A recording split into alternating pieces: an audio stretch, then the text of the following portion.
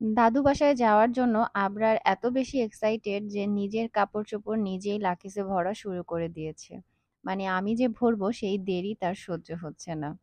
বরাবরই কোথাও যাওয়ার আগে আমি একটু সময় নিয়ে সবকিছু গোছগাছ করি যাতে কোনো কিছু মিস না হয়ে যায়। কিন্তু এবার নাকে মুখে সবকিছু করতে হয়েছে।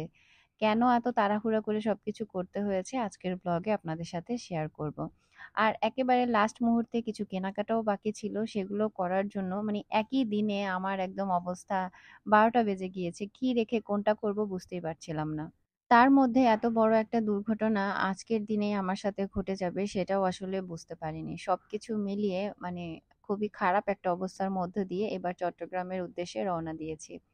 যাই হোক সকালবেলা ঘুম থেকে ওঠার পরে গাছে ফুল দেখে ভীষণ ভালো লাগছিল। তবে এই টাইম ফুলটা কিন্তু বেশিক্ষণ থাকে না। এজন্য আফসোস লাগে। মানে সকালে থাকে দেখা যায় ১২টার মধ্যে আবার বন্ধ হয়ে যায়। এটা যদি ২-৩ দিন ফুটে থাকতো তাহলে কতই না ভালো হতো, তাই না? আর যারা আসলে গাছ পছন্দ করে তারা কোথাও যাওয়ার আগে গাছের টেনশন কিন্তু অবশ্যই করে যেমন আমারটা হয় আরকি। তবে এবার টেনশন নাই যেহেতু আম্মু আছে তো গাছে পানি দিবে, অসুবিধা নাই। কিন্তু সবাই মিলে যখন কোথাও যাই তখন গাছের জন্য অনেক বেশি চিন্তা হয় আরকি। তো আমি যাওয়ার আগে সব গাছগুলো একটু ভালো করে দেখে যাচ্ছিলাম আর পরিষ্কার করেও যাচ্ছিলাম যে ময়লা বা কিছু আছে কিনা। যাতে করে কয়দিন যেহেতু ওদের আর যত্ন নেয়া হবে না তাই একটু দেখে টেখে যাচ্ছিলাম আরকি। আর আজকে মনে হয় গাছে একদম বেশি পরিমাণে ফুল এসেছে। মানে আমাকে ভালোবাসা জানাচ্ছে আরকি মনে হচ্ছিল। আর এদিকে রঙ্গন গাছেও সুন্দর কলি এসেছে। এই গাছটার হচ্ছে গিয়ে ফুলের কালারটার জন্য আমি নিয়েছিলাম। আর দামেও খুব কম পেয়েছিলাম।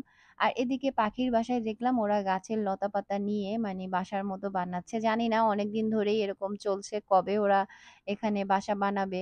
যদিও ২-১ জন থাকে কিন্তু ওইভাবে ডিম পাড়েনি বা বাচ্চা-টাচ্চা হয়নি আরকি। আর এদিকে আফিফ আবরারের জন্য হচ্ছে গিয়ে বাবলস এর এই ইটা এনেছিলাম। তো ২ জনকে দিলাম। তো তারা সেটাই হচ্ছে গিয়ে ফুলাচ্ছে। আর আমরা কিন্তু এর মধ্যে খুলনাও গিয়েছিলাম। খুলনার ব্লগগুলো আপনাদের সাথে পরবর্তীতে শেয়ার করব। আগে বিয়ের বা চট্টগ্রাম যাওয়ার যে ব্লগগুলো সেগুলোই গরম, গরম শেয়ার করে ফেলি। কি বলেন? আর এরপরে হচ্ছে খুলনার ব্লগগুলো শেয়ার করব। খুলনা যাওয়ার পরেও খুব সুন্দর, সুন্দর আমাদের বেশ কিছু ব্লগ আছে। সেগুলো আস্তে, আস্তে আপনারা দেখতে পাবেন। তো যাই হোক আমি কোনমতে হচ্ছে দুপুরে কয়েকটা খেয়ে বের হয়ে পড়ছি একা একাই। যদিও আমি কেনাকাটা করতে সেরকম একটা একা, একা যাই না। কারণ আমার কাছে অনেক বেশি মানে এলোমেলো লাগে। হিসাব নিকাশ করতে পারি না। মানে মনে হয় যে দোকানদারকে কখনো বেশি টাকা দিয়ে দেই, কখনো কম টাকা দিয়ে দেই। অনেক সময় মানে জিনিস রেখেই দোকানে চলে আসি। মানে এরকম ঝামেলা হয় আরকি। এজন্য আমি একা সহজে বের হই না। আর যেহেতু একা বের হইছি ওইভাবে তো ভিডিও করা সম্ভব না। তাও একটু, একটু ক্লিপ নিয়েছি আরকি। তো আফিফ আবরারের জন্য হচ্ছে কিছু প্যান্ট নিবো, টি-শার্ট নিবো। যদিও আসলে সবকিছু থাকে বাট তারপরেও বেড়াতে গেলে মনে হয় কি নতুন, নতুন একটু পড়লে বেশি ভাল লাগে আরকি। মানে যেটা পড়ে ফেলছে ওইটা মনে হয় যে না বেড়াতে গিয়ে ওইটা পড়া যাবে না এরকম।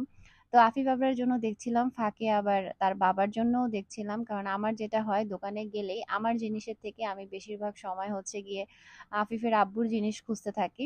আর হচ্ছে গিয়ে এরপরে বাচ্চাদের আর তারপরে গিয়ে লাস্টে আমার। কারণ আমি পছন্দ করে কিনে না দিলে বা খোঁজ খবর না নিয়ে না কিনলে এই ভদ্রলোক কখনোই নিজের জন্য নিজের থেকে কিছু কেনে না। আর কিনলেও সেটা নাকি তার মন মতো হয় না, পরবর্তীতে পড়ে না। সেজন্য আমি তার কেনাকাটাগুলো সবসময় করি। তো এখানে বাচ্চাদের জন্য টি-শার্ট দেখছিলাম। এই টি-শার্টগুলো আমার অনেক ভালো লেগেছে। কলারওয়ালা যে টি-শার্টগুলো এখন দেখছি। বাট এগুলো ২ টা মিলিয়ে পাচ্ছিলাম না। সেইম আরকি ডিজাইন, কালার।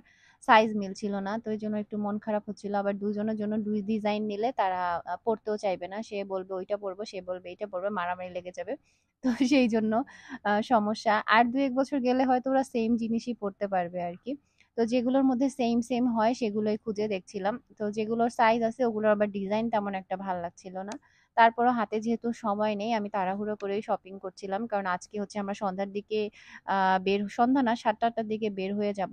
যেহেতু ট্রেনে যাব আর আমাদের বাসা থেকে কমলাপুর রেল স্টেশন বেশ অনেকটা দূরে তাই একটু আগেভাগেই বের হয়ে যেতে হবে। আর ঢাকার শহরে জ্যামের কথা তো বাদই দিলাম।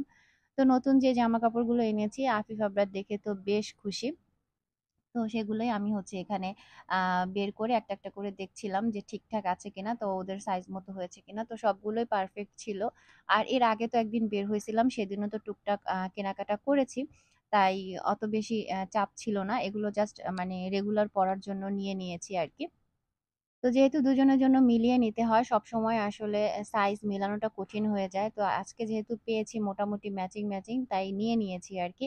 তারপরও প্যান্টের মধ্যে একটু ডিজাইন হালকা পাতলা একটু আলাদা আছে, বাট কালার একদম সিমিলারই নিয়েছি, যাতে করে তাও তারা বুঝতে পারে যে একই রকম তাদের জন্য নেয়া হয়েছে। আর আরেকটু ঝামেলা হয়, যেহেতু সবাই আমরা একই রকম ম্যাচিং করে ড্রেস পড়তে পছন্দ করি, তাই দেখা যায় যে একজনের জন্য কেনার পরে সেটা অনুযায়ী সবার জন্য ম্যাচিং করে কিনি, বা আমার যেটা অলরেডি হয়তো আছে শাড়ি সেটার সাথে ম্যাচ করে ওদের জন্য নেই। তো প্রোগ্রামে তো ওইভাবে মিলিয়েই পরা হবে। তো সেগুলো অলরেডি মানে কেনাকাটা বা সবকিছু করা শেষ। তো ওইদিন আমি অবশ্য আমার জন্য একটা গাউনও নিয়েছিলাম, সেটা ভিডিওতে দেখাতে ভুলে গেছি, তাই আর দেখানো হয়নি। আর মেগি হাতার হচ্ছে গিয়ে এই গেঞ্জিগুলো অনেক কমফোর্টেবল ছিল, ম্যাটেরিয়ালও অনেক ভালো ছিল।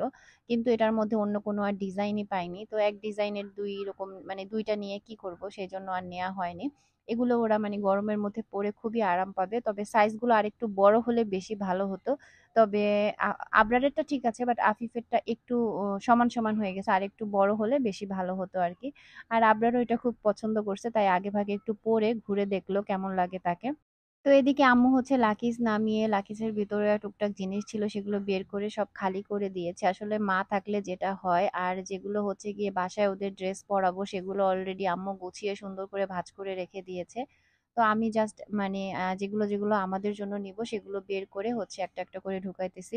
আর যদিও আমি গুছগাছ একটু আগেভাগেই করি, কিন্তু এবার আসলে আমি আগেভাগে করতে পারিনি। যেহেতু আমি খুলনা গিয়েছিলাম, আবার সেইদিন রাতেই হচ্ছে আমরা চট্টগ্রামের জন্য রওনা দিয়েছি। তো সবকিছু মিলিয়ে আসলে হয়নি লাস্ট মোমেন্টে।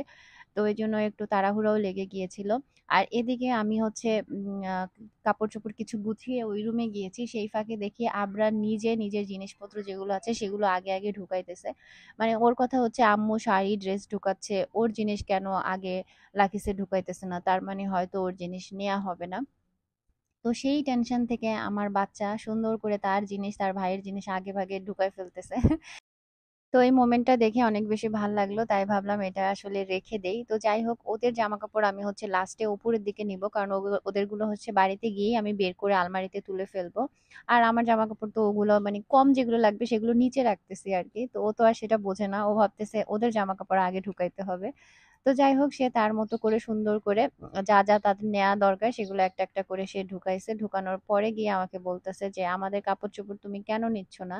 এগুলো তো রেখে চলে যাবে। এগুলো নাকি রেখে ভুলে চলে যাবো। তারপরে ওইখানে গিয়ে নাকি কিনতে পারবো না।" মানে কত যে পাকা তার কথা, মাশাআল্লাহ। তো কাপড়-চোপড় গোছাতে এর মধ্যেই আমার সাথে বড় রকম একটা দুর্ঘটনা বলবো না কি বলবো জানি না, সেটা ঘটে গিয়েছে। এইজন্য প্রচন্ড পরিমাণে মন খারাপ ছিল।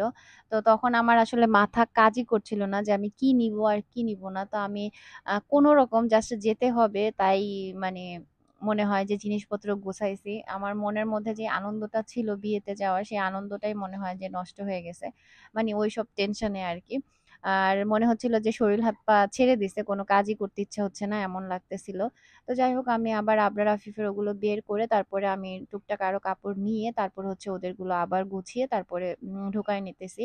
আর দেখা যায় যে আফিফের আব্বু জাস্ট এই মানে যত গাঁঠি বস্তা আমি করব এগুলো জাস্ট সে ক্যারি করবে। মানে নিয়ে যাবে, নিয়ে আসবে। কিন্তু কোনো জিনিসই সে কিন্তু মানে নিজের হাতে লাকিসে নিবেও না বা বের করবেও না। আর সে জানেও না। তো ব্রাশ থেকে শুরু করে স্যান্ডেল পর্যন্ত সবকিছু আমার দায়িত্ব নিয়েই ঢুকাইতে হয় ব্যাগের মধ্যে। কিন্তু আমার ঐদিন মানে এমন লাগতেছিল কি বলবো। যাই হোক, ওই ঘটনা আপনাদের সাথে নেক্সট ভিডিওতে শেয়ার করব। তো ঘটনাটা যদি আগে ঘটতো বা পরে ঘটতো তাহলে হয়তোবা এরকম লাগতো না। কিন্তু একেবারে যেই মুহূর্তে আমি কনসেনট্রেশন দিয়ে সবকিছু গুছাতে হবে, বের হতে হবে বাসা থেকে খাওয়া-দাওয়া করে বাচ্চাদের নিয়ে, ঠিক সেই মুহূর্তে এরকম একটা জিনিস সামনে আসলো। তো সেইজন্য বেশি খারাপ লাগছিল আরকি। তো যাই হোক, আপনাদের সাথে সামনের ব্লগগুলোতে সবকিছু শেয়ার করব। সেই পর্যন্ত আপনারা ভালো থাকবেন, সুস্থ থাকবেন। আল্লাহ হাফেজ।